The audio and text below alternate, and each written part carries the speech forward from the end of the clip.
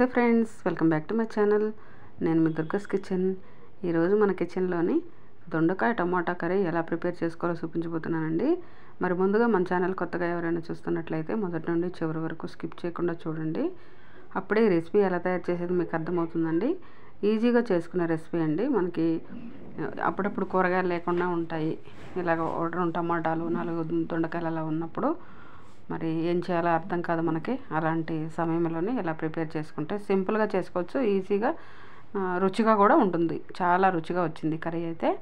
చూడండి, నేను ఇక్కడైతే ఒక 1/2 kg అన్ని దొండకాయలు తీసుకున్నాను. ఇవి శుభ్రంగా కడిగేసి ఇలా రౌండ్గా కట్ చేశాను. మీకు ఎలా కావాలంటే అలా ఇష్టం ఉన్నట్టు కట్ చేసుకోవచ్చు అండి, పొడవుగా కూడా. మరి అవి పక్కన ఉంచుకొని ముందుగా స్టవ్ వెలిగించుకొని బాండి పెట్టాను. ఒక 4 పావులు అయితే ఆయిల్ వేసాను. ఆయిల్ వేడిన తర్వాత 1 స్పూన్ పోపు గింజలు వేసాను. అలాగే ఒక మీడియం సైజు ఉల్లిపాయ చిన్న ముక్కలు కట్ చేసి వేసాను. 4 పచ్చిమిరపకాయలు కూడా ఒక చిన్న ముక్కలు కట్ చేసి వేసాను. అలా వేసుకోండి. అలా వేసుకున్న తర్వాత ఒక 2 రెబ్బల కరివేపాకు అంతా కూడా వేసాను. అలా వేసుకొని కలుపుకోండి. ఒకసారి వీటిని కూడా మనం కలుపుకుందాము. ఈ విధంగా ఇదంతా కూడా కొంచెం మీడియం ఫ్లేమ్లో ఉంచి వేయించుకోవాలి. ఉల్లిపాయలు అయితే అప్పుడే మనకు అడుగంటకుండా ఉంటుంది. చూడండి, మనకి ఒక 50% అయితే ఉల్లిపాయ వేగిపోయింది. ఇప్పుడు కొంచెం సాల్ట్ యాడ్ చేసుకున్నాము. తగినంత సాల్ట్ ఒక 2 స్పూన్లు వేసాను. 1 స్పూన్ అంత పసుపు వేసాను. ఈ 2 వేసినాక కూడా ఒకసారి కలుపుకోండి. అలాగా ఈ విధంగా కలుపుకొని ఇలాగా వేయించుకోవాలి. ఇప్పుడు మనకి ఇది ఫ్రై అయిపోయింది కదా ఉల్లిపాయ. మనం కట్ చేసి పెట్టుకున్న దొండకాయ ముక్కలు ఏదైతే ఉందో అవి కూడా ఇందులో వేసేసుకొని అలాగా వీటిని కూడా సరే కలిపేసుకుందాము.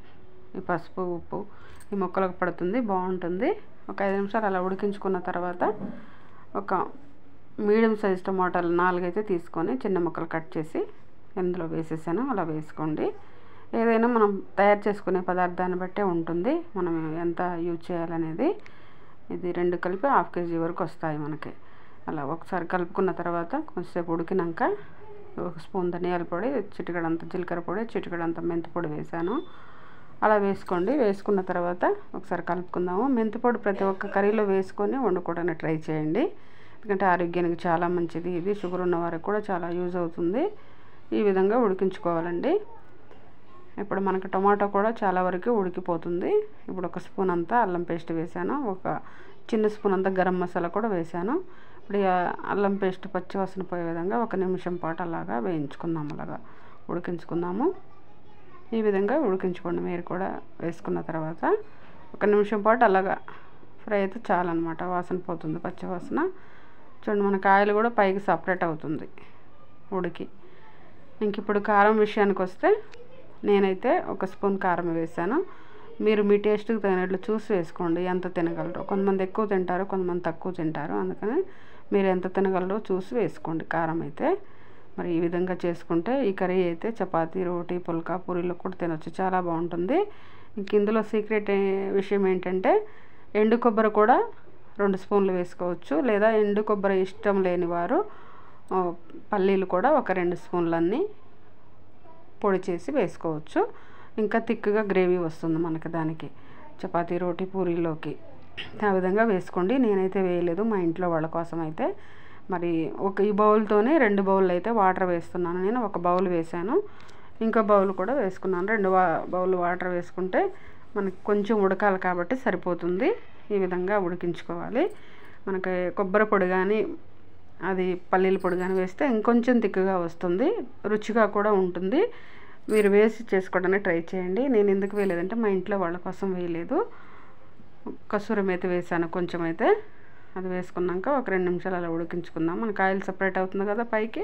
కొంచెం కొత్తిమీర కూడా వేసాను. అలా ఒకసారి కలుపుకోండి. చూడండి, మనం వేసిన వాటర్ కూడా ఉడికిపోయింది, మొత్తం కూడా దగ్గరికి వచ్చేసింది.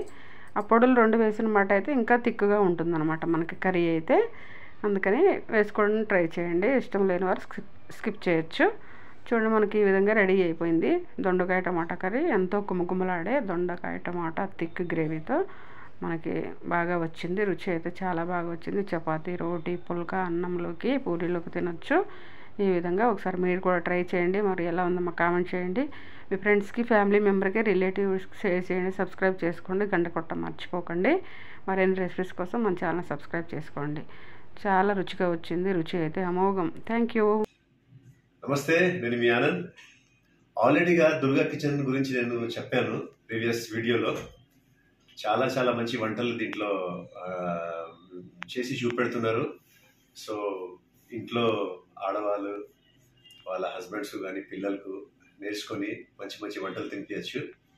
అది నేను లాస్ట్ ప్రీవియస్ వీడియోలో చెప్పాను. సో అప్పటికి ఇప్పటికి ఎంత చేంజెస్ వచ్చినాయంటే, నాకు చాలా మంది నేను ఎవరికైతే ఈ లింక్స్ పంపించానో వాళ్ళు వాళ్ళ ఫ్రెండ్స్కి కానీ వాళ్ళ చుట్టాలు కానీ పంపడం జరిగింది. They are very happy. ఏంటంటే అరే మనకు తెలియని కొన్ని వంటలు దీంట్లో నేర్పిస్తున్నారు, మేము చేసి ఇది మా ఇంట్లోకి తినిపిస్తున్నాము, చాలా బాగుంది అని చెప్పేసి మంచి రెస్పాన్స్ వచ్చింది. నాకు కూడా హ్యాపీగా అనిపించింది. ఏంటంటే నేను కూడా 10 మందికి ఇది ఒక ఫార్వర్డ్ చేయడం వలన వాళ్ళకు ఒక మంచి వంట చేయాలని ఆలోచన వచ్చింది, ఒక డిఫరెంట్ గా వెళ్ళాలని వాళ్ళకి ఆలోచన వచ్చింది. అలాగే ఈ దుర్గా